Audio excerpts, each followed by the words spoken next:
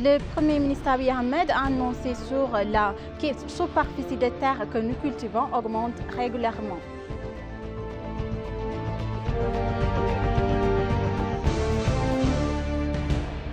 Il est approprié de mettre à jour les systèmes numériques selon le vice-premier ministre Temesgen Turuner.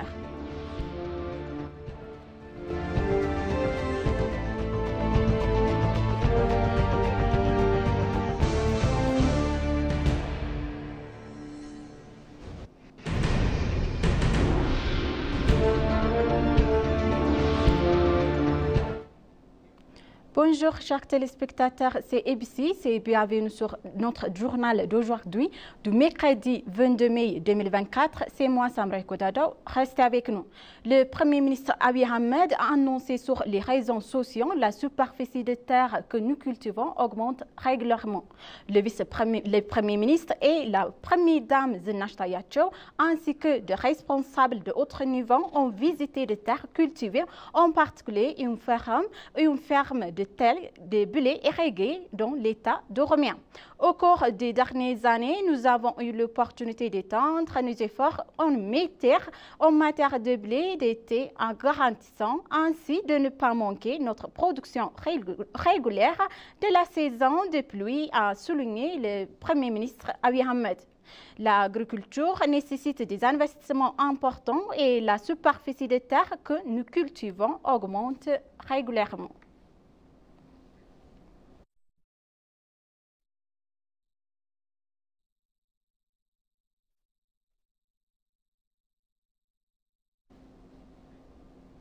Pour que le système financier connaisse une croissance saine et lutte contre la corruption, il est approprié de mettre à jour les systèmes numériques selon le vice-premier ministre Temesgen Turuner.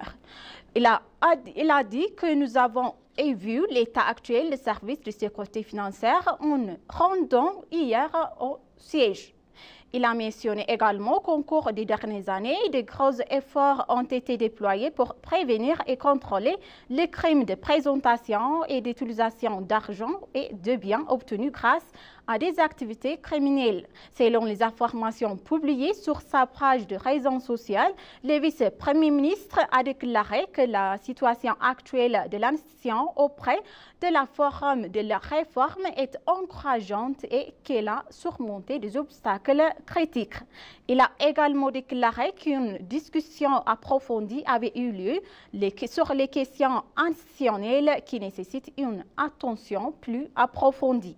Il a indiqué que l'accompagnement et le suivi du gouvernement continueront d'être renforcés pour assurer le succès de la mission de l'institution et la santé du système financier.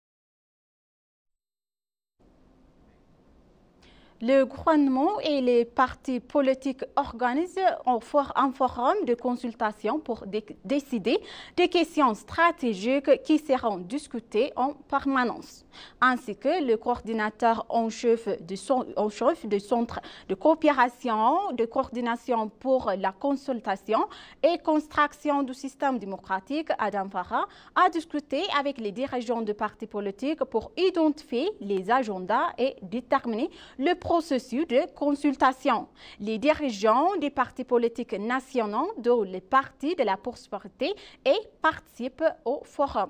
L'objectif du forum est d'identifier les agendas que le gouvernement et les partis politiques discuteront avec le Premier ministre, les institutions et les régions et décider des questions stratégiques qui seront discutées. Adam Farah a déclaré à cette occasion que l'entité vise à renforcer la culture de coopération entre le gouvernement et les partis et à instaurer une saine concurrence politique. Il a également souligné que les questions stratégiques nationales, politiques, économiques, sociales et diplomatiques devraient être identifiées lors de futures discussions avec le Premier ministre. Conformément à l'orientation fixée par le Premier ministre Abiy Ahmed, Adam Farah a déclaré que la première discussion avait lieu hier pour identifier les agendas de consultation afin de travailler plus étroitement avec les parties concurrentes.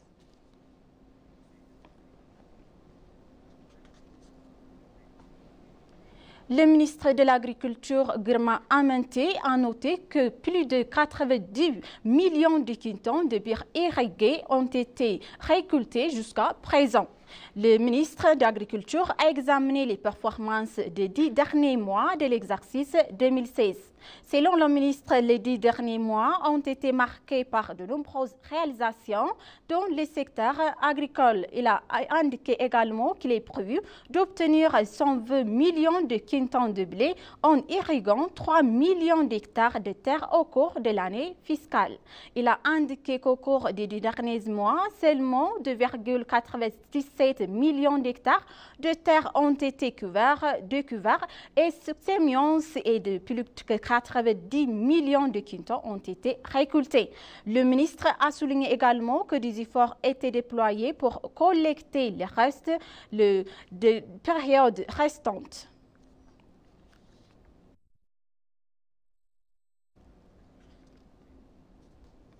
La participation d'Éthiopie au Forum de la concentration et sino-africaine a été considérée comme une plateforme contribuant au renforcement de la coopération au développement sino-africaine au-delà du développement des relations bilatérales. Un forum explorant le rôle de l'Éthiopie dans le cadre de la coopération indique que les orientations futures sont organisées par les institutions africaines des affaires étrangères d'Addis Abeba. À l'occasion, l'ambassadeur Judith Laon, chef de cabinet du ministère des Affaires stratégiques, a révélé que les programmes de développement de la Chine sont alignés sur le programme de développement de l'Afrique. Il a dévoilé qu'on court ensemble dans le domaine des infrastructures, de renforcement des capacités et de l'agriculture. D'autres domaines de coopération, le développement social et économique de l'Afrique a été renforcé. En outre, il a souligné que la participation d'Éthiopie au forum sur la coopération sino-africaine, non seulement renforcer sa coopération avec la Chine, mais également jouer un rôle important dans le renforcement de la coopération de développement de la Chine avec les pays africains.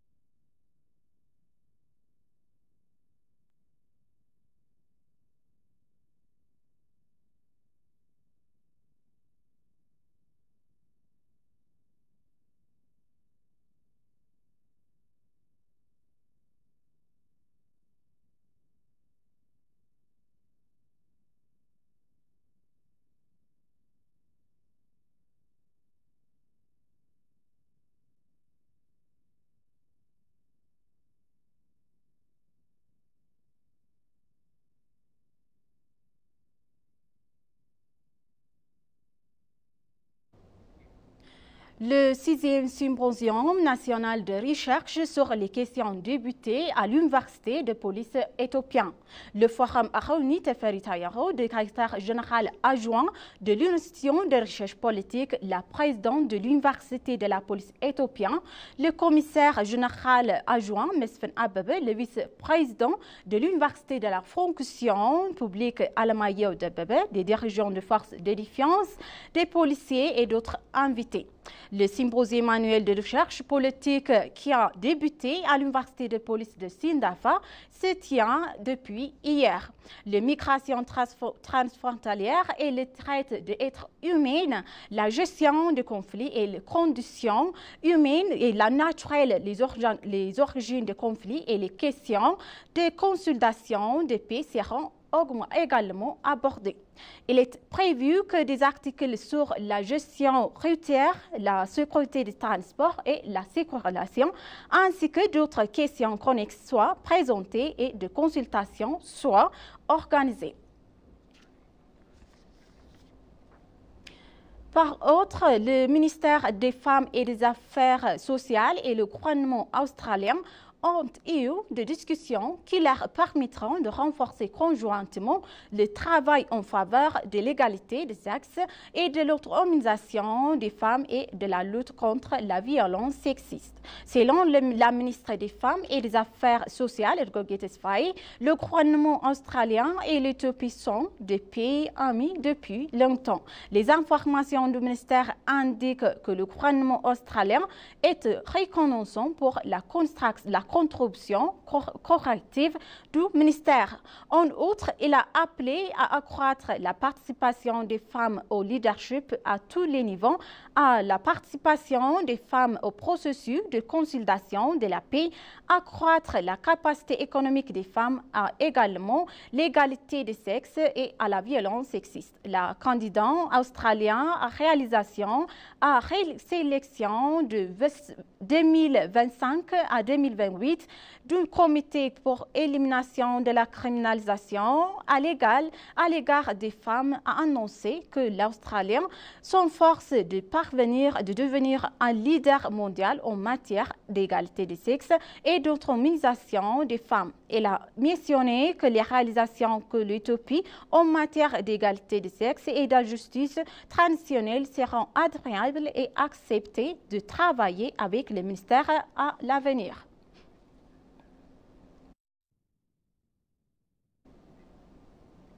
L'Association éthiopienne des producteurs et d'exportateurs de produits agricoles a signé un accord avec Trademark Africa et Adaptive Data Fusion System Place pour développer des systèmes complets d'apprentissage en ligne et de gestion de connaissances dans le secteur horticole éthiopien.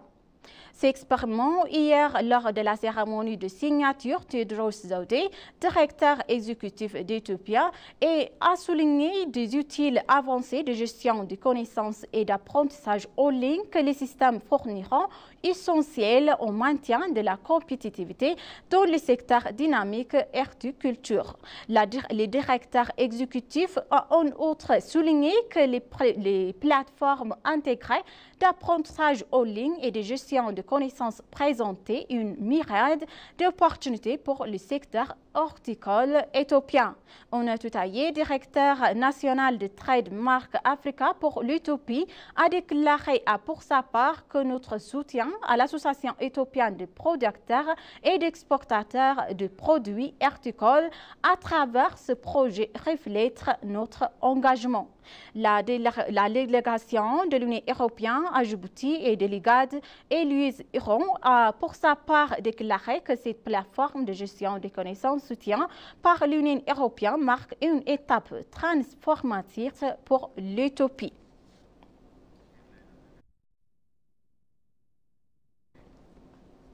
Chers téléspectateurs, maintenant, je vous rappelle les titres principaux. Le Premier ministre Abiy Ahmed a annoncé que la superficie des terres que nous cultivons augmente régulièrement.